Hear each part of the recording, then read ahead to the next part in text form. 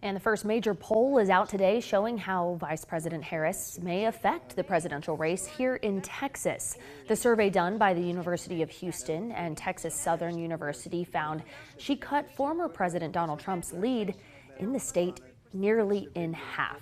Joining us now is Will Dupree to talk about it. Will, you've been digging into the numbers, so I want to jump right in. How does this survey show Harris faring against Trump? We have to remember that just 1 month ago, Joe Biden withdrew from the presidential race, really resetting everything. So this is our first look at how Kamala Harris is faring here in Texas.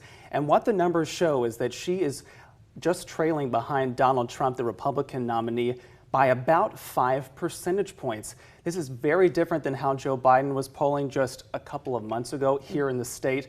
And so really resetting things here and shaping up to be a much tighter race that could affect races down the ballot too.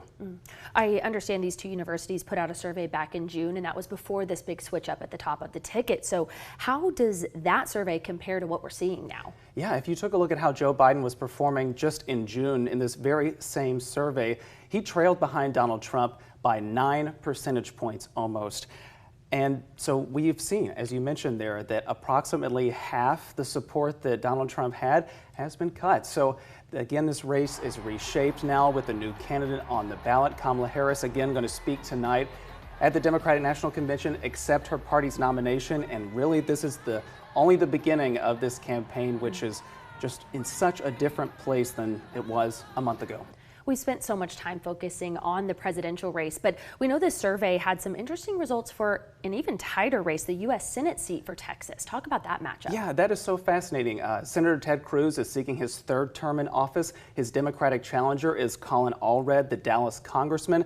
And as you can see, these results from these two universities, they're only separated by about 2 percentage points.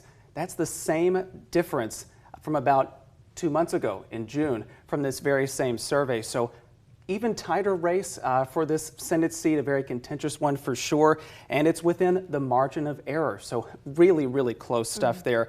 And again, as I mentioned, it's virtually the same as the results from back in June.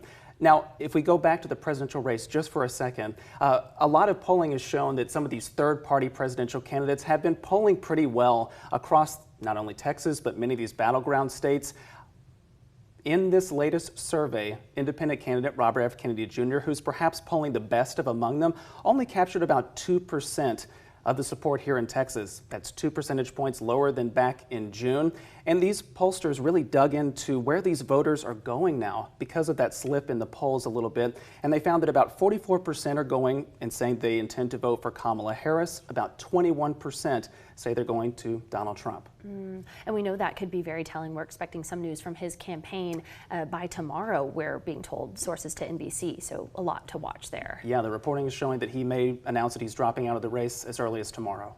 Well, thanks so much for tracking it. We know there's a lot to dig into with this poll, but these are really great insights, and we know you'll be following it as November inches closer and closer. Very close, 75 days until the election. Ooh, thanks for joining us. We appreciate it. No problem.